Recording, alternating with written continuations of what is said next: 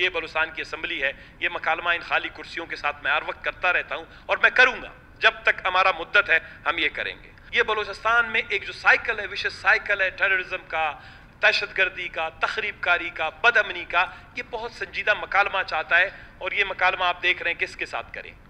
آج ویسے بھی اگست کا مہینہ بلوچستان کے لیے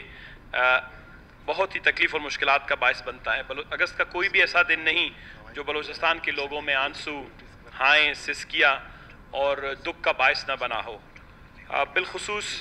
جب 8 اگست 2016 کا جو دو واقعات ہوئے، جس میں پہلے وکلا، ایک سینئر وکلا بلال قاسی صاحب کو شہید کیا گیا، تو اس کے جسد خاکیہ اسپتال میں جو رکھا ہوا تھا،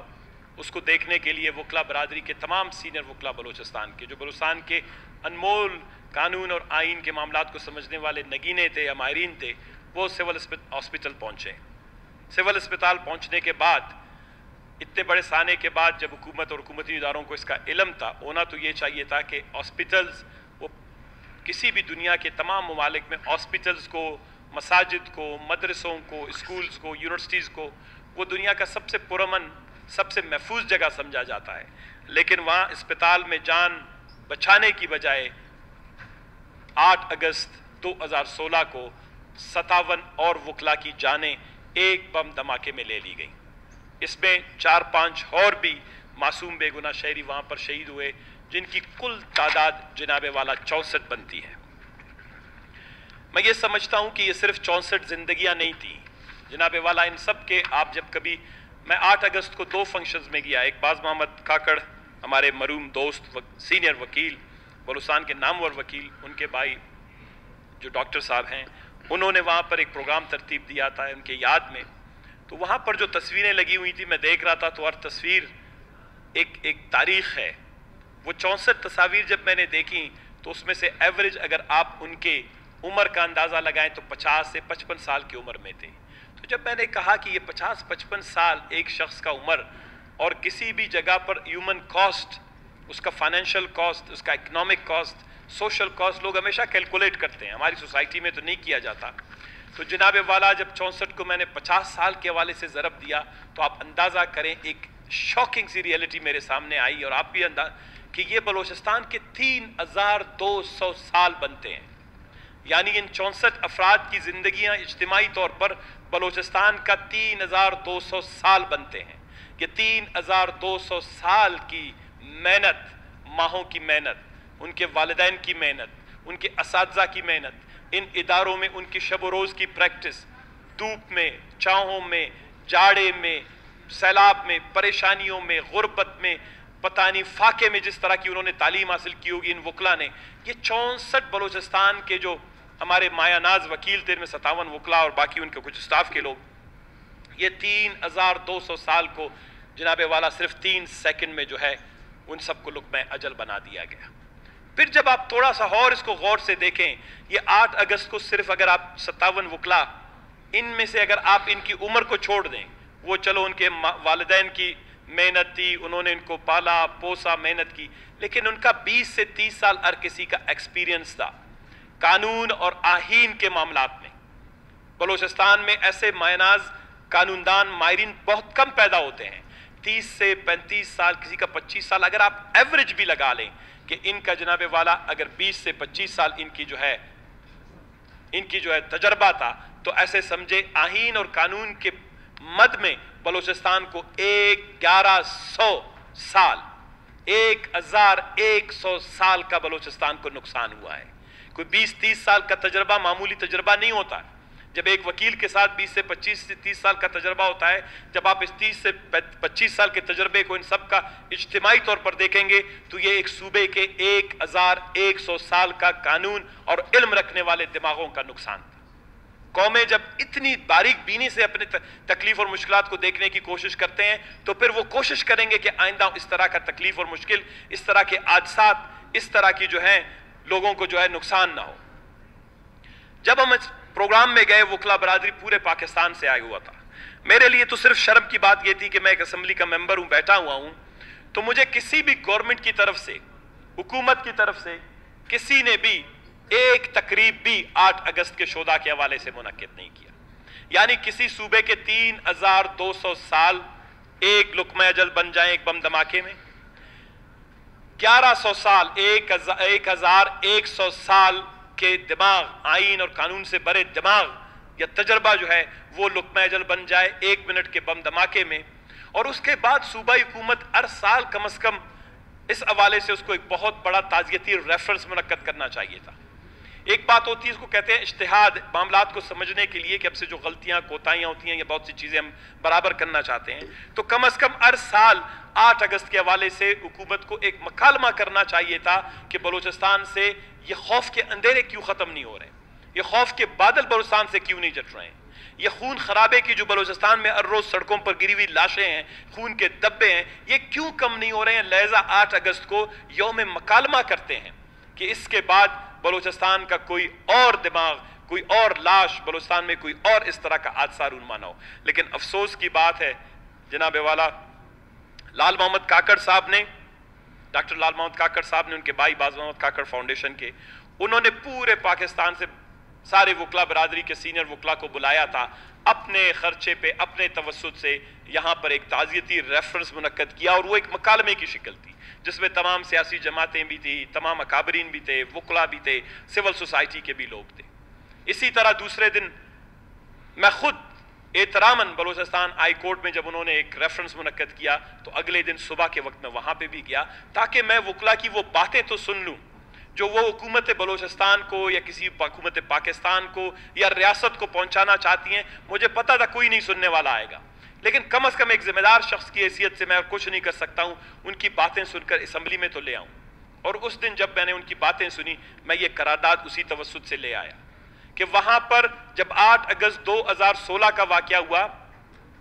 तो जनाब वाला आइन के आर्टिकल 184, अगर आप कहते हैं मैं पढ़ूंगा, ये इख्तियार है सुप्रीम कोर्ट का, आइन के आर्टिकल 184(3) 184(3) के तहत सुप्रीम कोर्ट ऑफ पाकिस्तान के उस वक्त के जो चीफ जस्टिस थे जनाब अनवर ज़हीर जमाली साहब ने एक कमीशन की तश्कील की जिसको क्वेटा कमीशन का नाम दिया गया। और इस कमीशन की सरबराही के लिए काजी फाइज ईसा साहब का नाम तजवीज़ किया गया, उनको नामजद किया गया। गो के काजी फाइज ईसा साहब के हवाले से शुरू से ही अटॉर्नी जनरल थे, उन्होंने इसकी मुखालफत की। बहुत सी वजूहात थी कि काजी साहब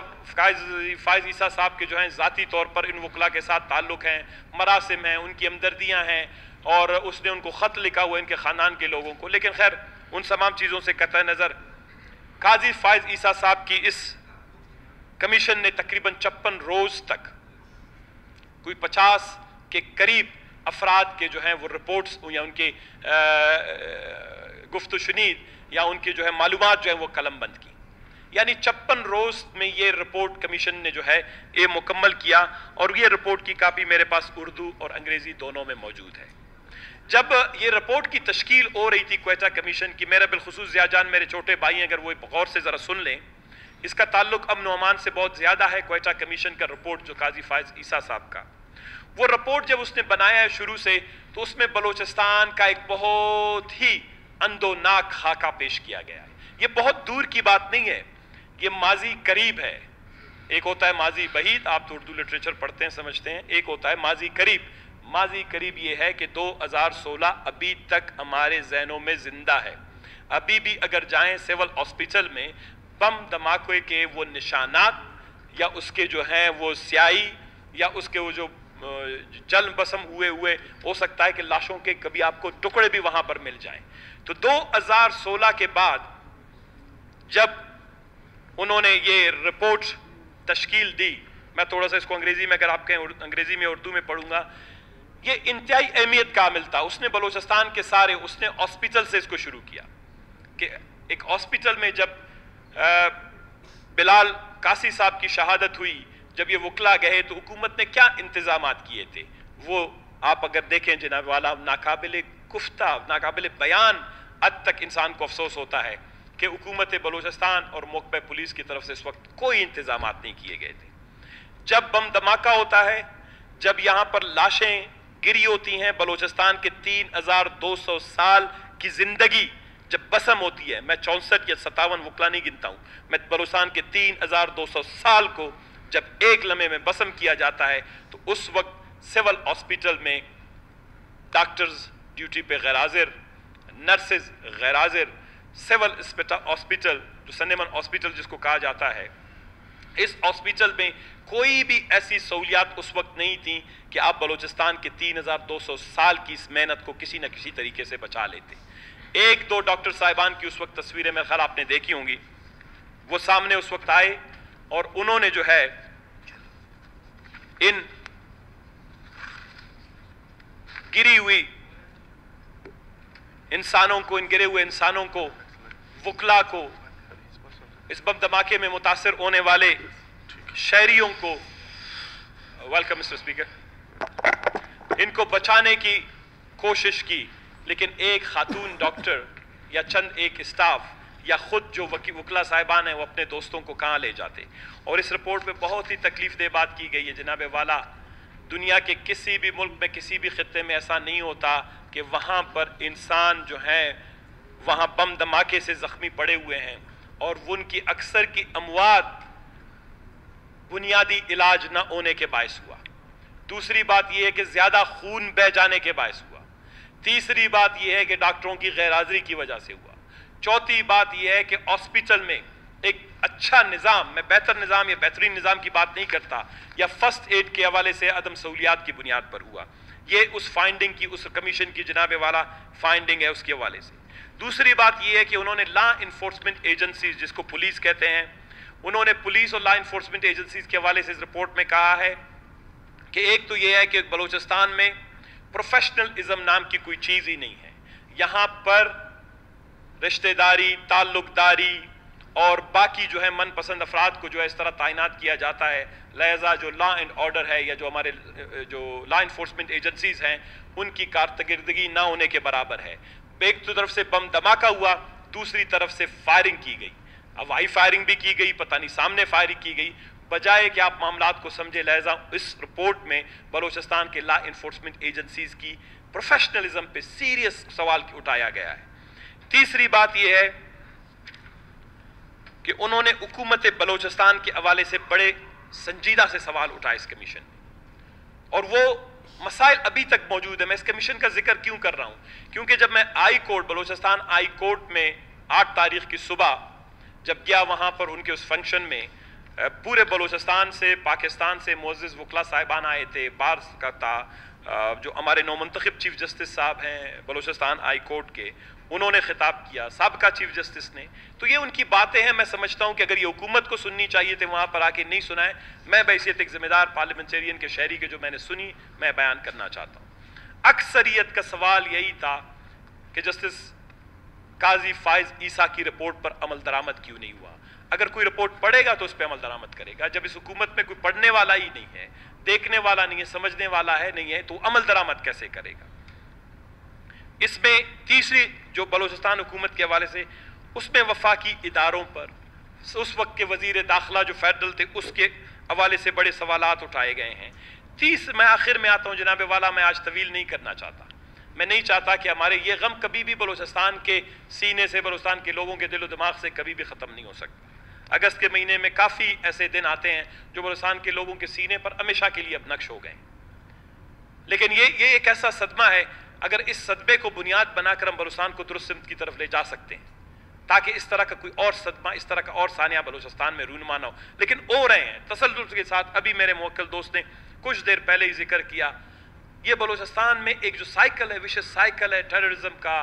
दहशतगर्दी का, तखरीबकारी का, बदअमनी का, ये बहुत संजीदा मकालमा चाहता है। और ये मकालमा आप देख रहे हैं किसके साथ करें। ये बलूचिस्तान की असम्बली है, ये मकालमा इन खाली कुर्सियों के साथ मैं हर वक्त करता रहता हूँ और मैं करूँगा जब तक हमारा मुद्दत है, हम ये करेंगे। सिफारिशात में बहुत अहम सिफारिशात उन्होंने इसमें मुरतब की हैं। मुझे यकीन है, क्योंकि जिस दिन मैंने एक जो अहम सबसे उन्होंने बात उस वक्त उठाई थी, आज से तकरीबन समझे 5 साल पहले, 5 साल से भी ज़्यादा हो गए, 6-7 साल का अरसा हो गया, ये रिपोर्ट सामने आई है। उसमें एक बात की थी कि बलूचिस्तान में एक फॉरेंसिक लेबॉर्ट्री तो कम से कम कायम होनी चाहिए थी, क्योंकि इससे पहले दहशतगर्दी के बलूचिस्तान में काफ़ी वाक़यात हुए थे। शाह नूरानी में हुआ है, तीसरी जगह पे और बाकी जगहों पर हुआ था। तो उन्होंने इसका लिंक जोड़ा है کہ اگر بلوچستان میں فرانزک لیبارٹری وقت پہ قائم کی جاتی تو اس وقت جو دہشت گرد مارے گئے تھے، پکڑے گئے تھے یا کسی نشانات تھے، تو شاید اس حادثے کو روکا جا سکتا تھا۔ لہٰذا بلوچستان میں جلد از جلد ایک فرانزک لیبارٹری، جدید فرانزک لیبارٹری جو ہے وہ قائم ہونی چاہیے۔ بدقسمتی دیکھیے آج تقریباً پھر 6 سال 7 سال کا عرصہ گزرا، سپریم کورٹ کی اہم سفارش جو فرانزک لیبارٹری کے حوالے سے اس پہ عمل درآمد نہیں ہوا۔ میری بہن شکیلہ نوید نے ایک مسئلے کی جانب ابھی توجہ دلائی، ایک معصوم بچی کے ساتھ جس طرح حیوانیت کا مظاہرہ کیا گیا، قابل افسوس ہے۔ اب یہ بچی کے ساتھ اس کو قانون کے دائرے میں جب لے جایا جائے گا، اس شخص کے خلاف شواہد کیسے جمع ہوں گے؟ وہ فرانزک ایگزامینیشن کے ذریعے سے، وہ فرانزک رپورٹس کی بنیاد پر، وہ ایویڈنسز کی بنیاد پر ہوتے ہیں۔ قانون کبھی بھی تقریر، تحریر اور جذبات کی بنیاد پر فیصلے نہیں کرتا۔ تو لہذا جب کل اس بچی کا کیس بھی جائے گا یا اس طرح کی اور بچی اور بچیوں کے ریپ کے کیسز بھی جائیں گے، تو وہ فرانزک لیبارٹری کے لیے جناب والا اس وقت بھی شاید میرے چھوٹے بھائی زیاز لانگو صاحب مجھے اس کی مجھے تصدیق بھی کر لیں کہ اس وقت کوئی بھی کیس حکومت بلوچستان کا اس طرح کا ہوتا ہے جس میں کوئی بھی کیس ہو، چاہے وہ سانے کا ہو، حادثے کا ہو، ریپ کا ہو، وہ بھیجا جاتا ہے لا ڈپارٹمنٹ کو، لا اینڈ جسٹس ڈپارٹمنٹ کو اور ان کے وزارت داخلہ کو۔ وزارت داخلہ 30,000 روپے کے چیک کے ساتھ بھیج دیتا ہے اس کو لاہور، وہاں پر کہ یہ آپ اس کی فرانزک جو ہے ہمیں رپورٹ بنا کر بھیج دیں۔ اب آپ 30,000 روپے بھیج رہے ہیں، لیکن ایک کرمنل جس نے اتنی بڑی کارروائی کی ہے، اگر وہ 30 لاکھ روپے اٹھا کر ادھر پہنچ جائے، وہ سارے رپورٹ کو اپنی مرضی سے تبدیل بھی کروا سکتا ہے۔ پرابلم کہاں اس سوسائٹی میں ہو رہا ہے؟ اگر وہاں تک لاہور تک وہ نہ جائے، جب وہ رپورٹ واپس آئے گا، وہ محکمے میں کسی بھی سطح پر اس میں تبدیلی ہو سکتی ہے۔ یعنی جب آپ اس ملک میں فرانزک کے حوالے سے یا رپورٹس کے حوالے سے یا تحقیقات کے حوالے سے جب آپ کے پاس میکانزم ہی نہیں ہے، ادارے ہی نہیں ہے، اتنا بڑا کاسٹ بھی اس کا نہیں ہے، یہ جناب والا قاضی فائز عیسیٰ صاحب کی ایک اہم ریکمنڈیشنز تھی۔ اس کے بعد جائے وقوع وغیرہ جو انسیڈنٹس ہوتے ہیں، ان کے حوالے سے کہا تھا کہ کس طریقے سے سیو کیا جائے، پروفیشنل ان کی ٹریننگ کی جائے، کمپنسیشن کی بات کی گئی تھی، انتہا پسندی کا انسدادی بیانیہ ہے، کاؤنٹر ٹیررزم نیریٹو ہے، اس کو کیسے بہتر بنایا جا سکتا ہے۔ دوسری بات یہ ہے کہ دہشت گرد اور تخریب کاروں کے ساتھ حکومت اور حکومتی اداروں کے میل جول تعلق یا ان کے جو ہے سسٹمیٹک سپورٹ کو کیسے ختم کیا جا سکتا ہے، اس کا ذکر کیا گیا ہے۔ تعلیمی اداروں کا، تیسرے جگہوں کا کیا گیا ہے، سرحدوں کے حوالے سے کیا گیا ہے۔ مجھے افسوس سی اس بات کا ہے کہ 8 اگست کو ہونا تو یہ چاہیے تھا کہ اس اسمبلی میں اگست کے 9 تاریخ کو ہمارا اجلاس ہوا تھا، ہمیں ایک رپورٹ پیش کی جاتی کہ سالانہ رپورٹ ہے 8 اگست کے حوالے سے کہ اس پہ کیا امپلیمنٹیشن ہوئی، کیا نہیں ہوئی۔ اس کے بعد جب انہوں نے ایک اور امپورٹنٹ بات کی ہے، وہ جناب والا میں چاہتا ہوں کہ آپ کے سامنے رکھوں۔ اس میں انہوں نے اختتامیہ میں یہ بات کی ہے کہ یہ ملک ایسے لوگوں نے بنایا تھا، یہ آخری ایک پیرا ہے اس کا، یہ ملک ایسے لوگوں نے بنایا تھا جو برصغیر کے مسلمانوں کی حالت میں بہتری اور عقیدے کے لوگوں کی آزادی کو برقرار رکھنا چاہتے تھے۔ بدقسمتی سے اتحاد، ایمان اور نظم و ضبط کا یہ پیغام منافقین اور انتہا پسندوں نے بگاڑ، سبوتاژ کر دیا، جسے مسترد کرنے کی ضرورت ہے۔ اتحاد، ایمان اور نظم و ضبط کے بنیادی پیغام پر دوبارہ سے عمل کرنے کی ضرورت ہے۔ ایسا کرنے سے ہم بنیادی آزادیوں کے حفاظت کو یقینی بنا سکیں گے۔ ایک جج کا پیراگراف بہت امپورٹنٹ ہوتا ہے آخر میں، بنیادی حقوق کا لفظ انہوں نے استعمال کیا ہے، یہ چیپٹر 2 حصہ 2 ہے کانسٹیٹیوشن کے اندر، اس کو کہتے ہیں انسانی حقوق کا۔ جب انسانی حقوق کا احترام ہوگا جناب والا، اس معاشرے سے دہشت گردی، تخریب کاری ختم ہوگی، جب قانون کی بالادستی اور آئین کی بالادستی۔ دوسری بات یہ ہے کہ یہ وکلا جو شہید ہوئے، یہ وہ وکلا تھے جو آئین اور قانون کی بالادستی کی بات کر رہے تھے۔ تکلیف اس بات کی ہوتی ہے کہ آئین اور قانون کی بالادستی کی بات کرنے والے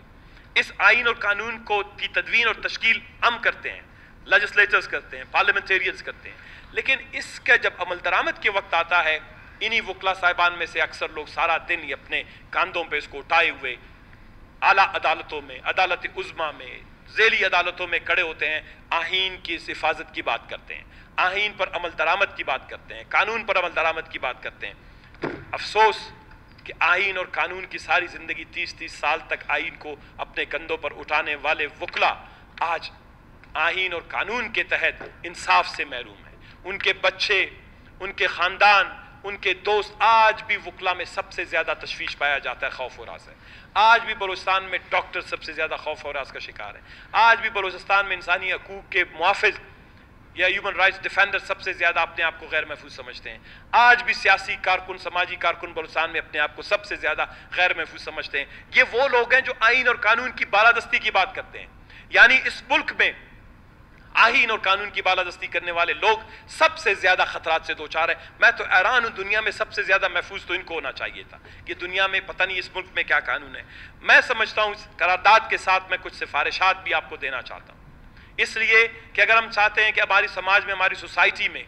कुछ चीजें जो है हमेशा हमारे लोग इनसे सबक सीखें और ये हमारे माशरे में कायम रहें। मैं ये समझता हूं जनाबे वाला 8 अगस्त का दिन